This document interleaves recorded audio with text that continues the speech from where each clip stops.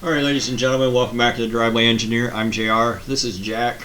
I don't think you guys have officially met him. Jack is supposed to be a 1-year-old Chihuahua, but he's grown at least 20% bigger in the time we've had him.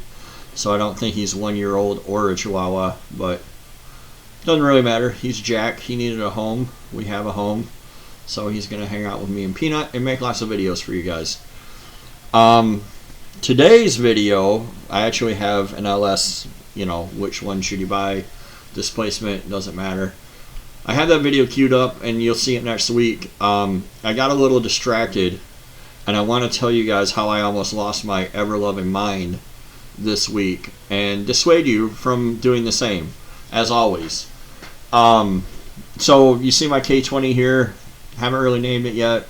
I don't really actually name the trucks. Either Brittany does or you guys do. Somebody will just say you should call that whatever and Blackjack, and I think it's cool, and so I go with it.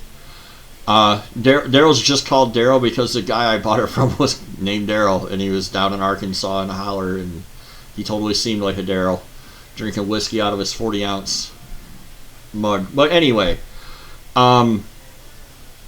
this is my K20. To get back to the point, this is my K20. It's pretty rough. The cab is very rough. It has brand new doors and fenders. Even the bumper's new, and the brackets and all the bolts are new. The cab is absolute garbage. Absolutely garbage. Hello, Hazelnut. So, it's so bad that when I was loading it on the trailer, I hit the trailer when I was driving over the wheel wells, and it jerked, the whole cab flexed and it cracked the windshield. It's really quite bad. Jack, you gotta get down, buddy. Is very bad. So, like a basic floor patch panel kit, it's got one in the bed, and they're like $200, outer rockers, cab corners, floor pans. It came with that, but the rust is like way up into the wheel well, way up into the firewall. I mean, it is quite bad. So what happened was it flexed where the fenders bolt onto the cowl. Both sides are broken off like this, and then the cowl is absolutely full of spray foam, which surprisingly did not provide the structural integrity needed to make that cab stay together. It's got 4 holes right here too that are like the exact pattern of an MSD box, so I think this thing was a mud truck at some point in time.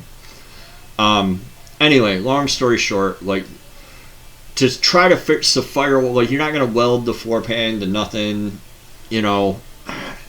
shit spirals out of control, right? So my sister-in-law says, hey, are you looking for some parts? She lives down in Fort Smith. She sends me this truck. And I'm like, man, that is usable the way it is. Yes, it is rusty. Yes, it needs a little patchwork. Well, it doesn't need it. Could use a little patchwork. It's usable as is. Could use a little patchwork, though. I like the color scheme. I like the yellow, and I think it's white. It actually looks like yellow and yellow, but I like the patina. The bed is actually pretty good. For what I want to do with this truck, which is use it as a truck and go to the dump and go to the scrapyard and be able to throw stuff in it, this will clean up nice. So I made arrangements with the gentleman that owns it to go down and get it next weekend.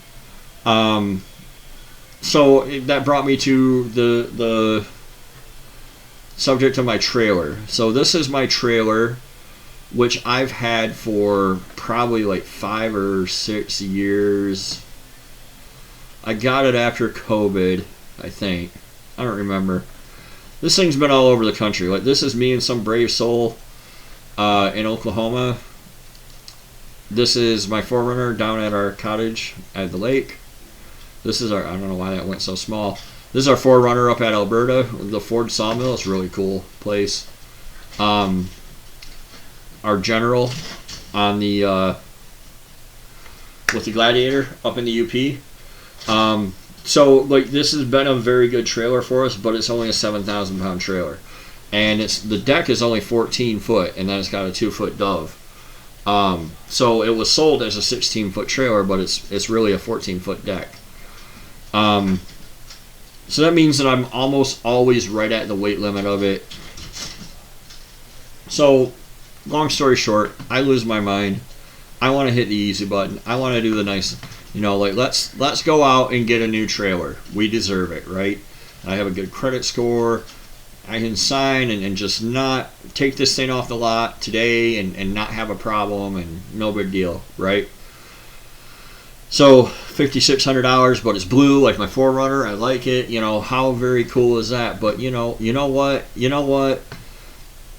It's only a 7-foot wide, and it's only 7,000 pound capacity. So is it really that good? Like, do I really?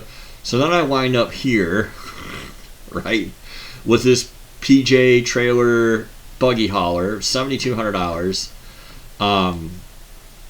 It's got a winch plate on it. It's got a nice toolbox. It's got a big heavy duty jack. Also, I moved the jack on my trailer, and now I can't put my tailgate down when the trailer's on, and that's obnoxious. It has rear jacks to stabilize it. It's got drive over fenders. It's 83 inches between the fenders. It's 102 inches outside edge to outside edge, in which you can actually use all of this. Really nice trailer, right? Really nice. Again, great credit score, good income. I can go sign for this thing and take it home. So I fill out, myself a little credit app, and they get back to me and they're like, yeah, you're approved, no problem. And they come back with it was going to be like $165 a month for 60 months. And I'm like, wait a minute, what? And their interest rate was a little over 10. I thought it was like 10.9. It's not letting me input that. Anyway, so now this $7,200 trailer, which may be a little sick to my stomach, now it costs $8,400 by the time I'm done paying for it. And I have to pay for it for 5 years.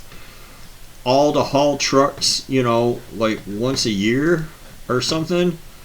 I mean, I don't know. And kind of what brought it on was when I got rid of my GMC, it didn't fit on my trailer, and I had to go rent a trailer, and that annoyed me, right? Like, I'm tired of being limited by my trailer. And then the truck itself annoyed me, and the wiring annoyed me. Like, I have it set up to use a push button now, but I don't have a push button, so it's just wires that I'm touching, which if you saw the short, that's a thing. So I'm looking at this American Auto Wire kit for my truck, and my truck that I just want to sit in the yard and go to the scrapyard with, and maybe drive on nice days. Jack, hey, come here, Jack.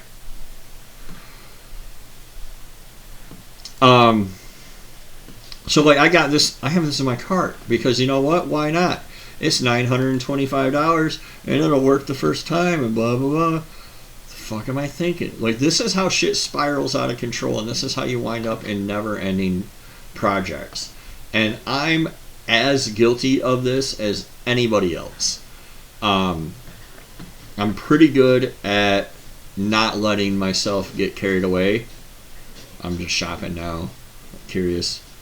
This doesn't seem like it's actually for my truck. It seems like it's just a normal universal harness.